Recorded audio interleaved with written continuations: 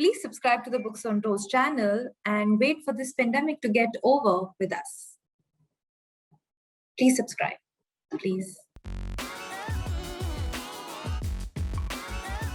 Oh, well, hello, everybody. My name is Sharin, and this is our umpteenth comeback video. I know we've made many of these disappearing acts over the past year or so. We took off May to sort of just, sit and process everything that's happening around us. Those of you watching would relate that we are going through possibly the toughest time in human history and collectively experiencing all the emotions that come along with it. I know I've been feeling hopeless, angry, frustrated, sad, depressed, also numb, and sometimes all at the same time and just sometimes one at a time. But anyway, to bide over these shitty times, we do what we can to cope.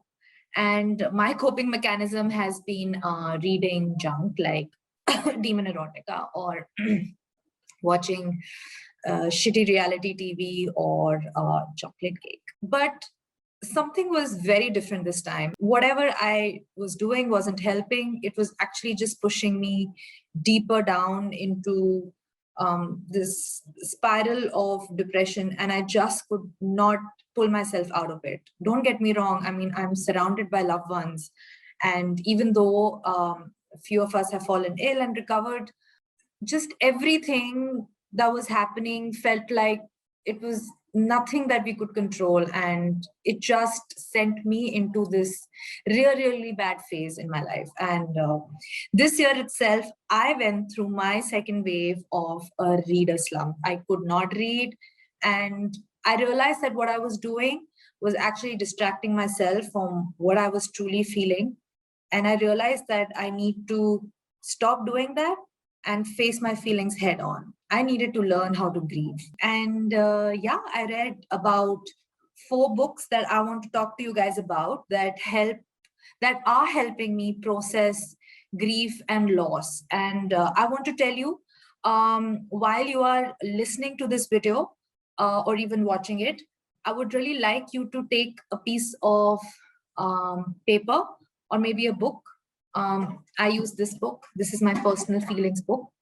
And a pen, and maybe write down some of these quotes, because what I have come to realize is that as silly as it sounds, if things matter to you, you will do what it takes to help you out of this really sad moment in time. And I was one of those who never really wrote down my feelings. So I read each of these books and wrote down quotes from these books that I will read to myself over and over again, and also wrote down what I felt about each of these books, and my reading experience through that. And this is helping me really process some of the feelings I'm feeling. And most of it happens to be that I'm grieving. I'm grieving something. I'm grieving loss. I'm grieving people I have lost. I'm grieving just how things used to be, and I'm grieving a sense of a former self. So yeah, I'm going to talk to you guys about that book. But before I get into that, I want to just recommend a light-hearted book that I read to really pull myself out of a reading slump. And of course, it is one demon erotica book. Now I'll tell you why I did that is because I was just not able to focus.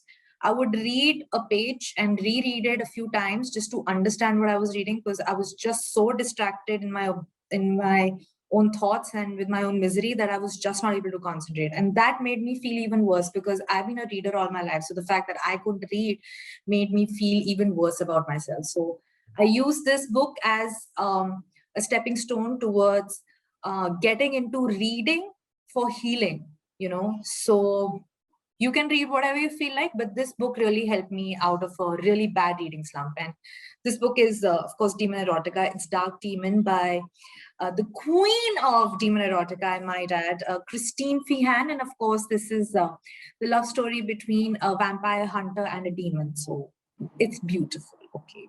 It reminded me of teenage Sharin, and I love her. So moving on, my first book that I want to recommend to you is called The Long Goodbye by Meghan O'Rourke. Meghan O'Rourke is a poet and an essayist. She's written and contributed vastly to Slate and to New Yorker as well. And because she's a poet, she's able to verbalize her feelings. And because she's also an essayist, she's able to uh, verbalize her thoughts as well. So this is like something that really worked for me. And she wrote this book a few years ago about losing her mother. Her mother had terminal cancer. So she, while she was waiting for her mom to pass on, she also broke up with her husband, and she was feeling really isolated and troubled. So she wrote this book as to help her process her feelings. And some of the things that she wrote in it really helped me just make sense of what I was feeling. So I've written some of those quotes down in this feelings book of mine, and I want to read them out to you, okay? So this is my first quote from this book. The people we love most do become a physical part of us, ingrained in our synapses, in the pathways memories are created. Another quote. And this sent chills down my spine because I don't know what it feels like to lose your own mother, but I can empathize with this because if I imagine it, it does something to me. Okay, so I want you to take from it what you think you can relate to. Nothing prepared me for the loss of my mother. Even knowing that she would die did nothing to prepare me. A mother, after all, is your entry into the world. She is the shell in which you divide and become alive. Waking up in a world without her is like waking up in a world without sky. Unimaginable. And of course, because we are going through a pandemic and so many of us have lost loved ones due to the pandemic, due to the disease, and how, sometimes we can't even bring ourselves to say the word out loud, the inevitability of what a fatal disease can do. We can't even say it sometimes, right? So this is for that. So much of dealing with disease is waiting for appointments, for tests, for procedures, and waiting more broadly for it, for the thing itself, for the other shoe to drop. So I heard this book as an audiobook. It's available on Audible. I recommend you do the same because when you listen to the audiobook, that's the only sound in your head. And sometimes you are going through so many feelings and you're processing everything that you're reading as well, right? Because you want literally something else to take over you. You don't want to think anymore because your brain and your mind and your heart is tired of overthinking. So for me, this is what helped, just listening to the audiobook. That was the only sound in my head that played back over and over again. And it really helped me. The second book I want to talk to you about is called The Year of Magical Thinking by Joan Didion. Now, Joan Didion is quite a popular author. She has written many books in fiction and non-fiction. I have never read her, okay? This is the first book I've ever read by her, and I read it on Kindle. And she wrote this book as a response to some really tragic events that occurred to her in the winter of 2003.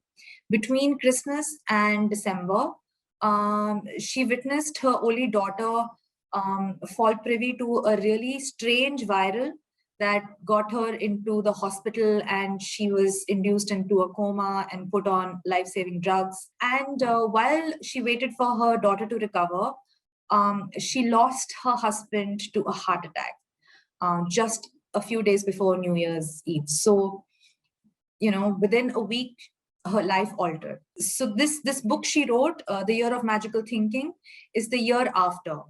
Her daughter recovered, and again, like a lot of the stuff that she has written about is just written about how she lived that year post this great loss, because she did not expect her husband to leave her so suddenly.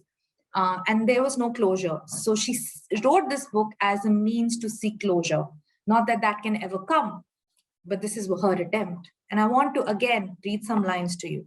We have no way of knowing that the funeral itself will be anodyne, a kind of narcotic regression in which we are wrapped in the care of others. Nor can we know ahead of the fact. And here lies the heart of the difference between grief as we imagine it and grief as it is. The unending absence that follows, the void, the very opposite of meaning, the relentless succession of moments during which we will confront the experience of meaninglessness itself. It's literally like, I mean, I do this a lot, right? Like if I imagine a loved one would die, I always think clinically what the day post will be like, what the week's post will be like, what the month's post will be like, you know. And I can't imagine. It's difficult because you think it's almost like having an out of body experience. You imagine a self of yours experiencing those things, but nothing can actually prepare you for what you actually feel, right? It's just something that is difficult to process. And as much as we think we can be by ourselves, it's true, right? Like we live in a community, we need people around us, we foster these deep personal connections and emotions and memories, and it's hard to figure out a world without a loved one, right? And each loved one has their own place in your life. So um, when they leave and they depart, what does that truly do to you? And all of us, like, you know, run away from grieving and loss because we don't know what it really means.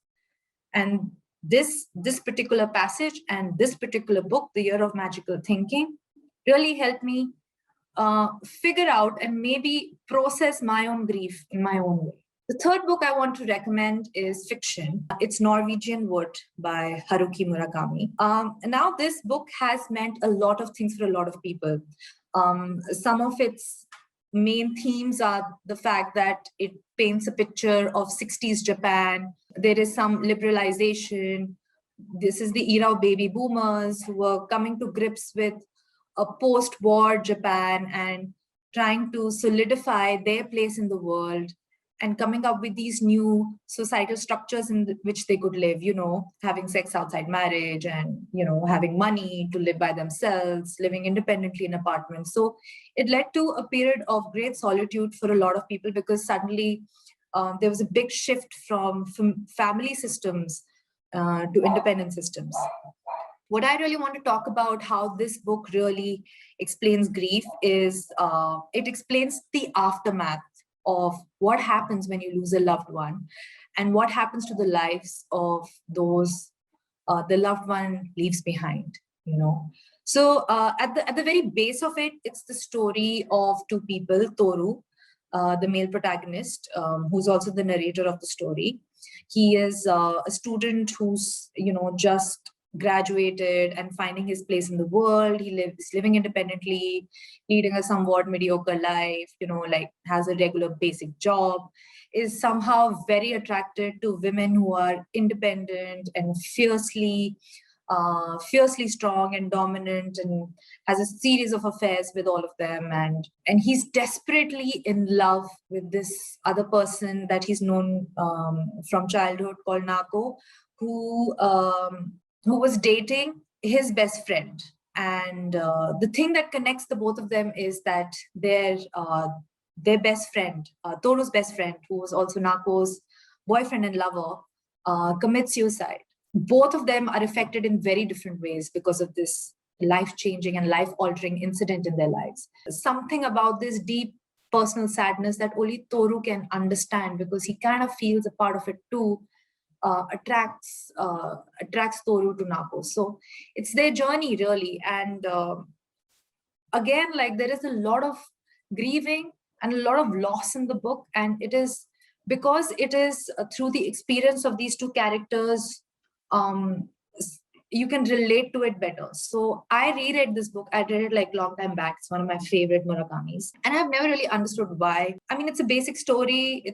I mean, it's not going to alter your life in many ways, but story-wise. But it's the way that Murakami has described the human experience, the collective human experience of isolation and solitude, is what really touched a nerve. I think the first time I read this book, I was grieving the loss of my grandparent, my Nana, whom I was very close to. So when I read it again, it's kind of a remembrance, you know, like it brings back the person you grieved at the time and the new people in your life whom you're grieving now. So it's, again, one of my favorite books. The last book I want to recommend is actually a collection of poems by Emily Dickinson.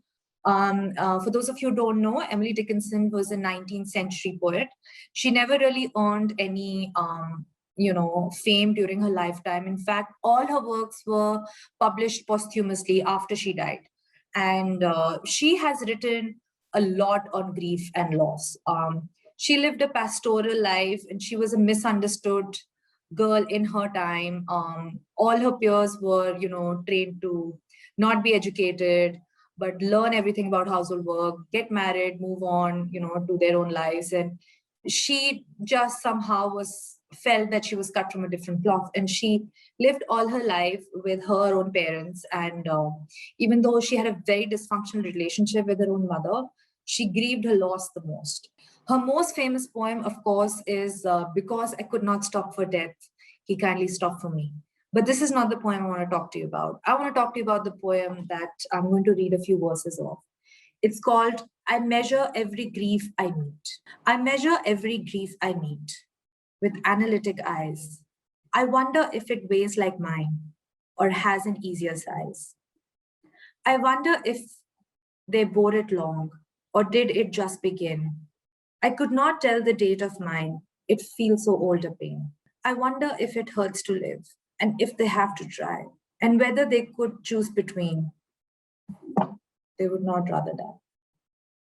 So yeah, guys, this is my list of books and poem that helped me or are still helping me process grief and loss. And if you guys like any of these books and you want to pick them up, the links to buy them all are in the description box below.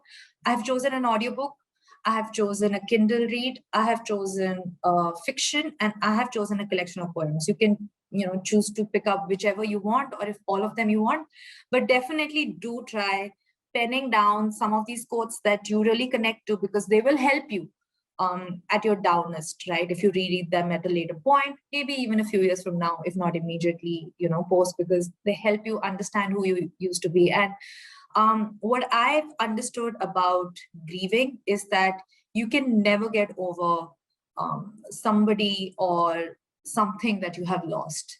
You can only ever cope with it. So it will come in handy, like it is coming in handy for me.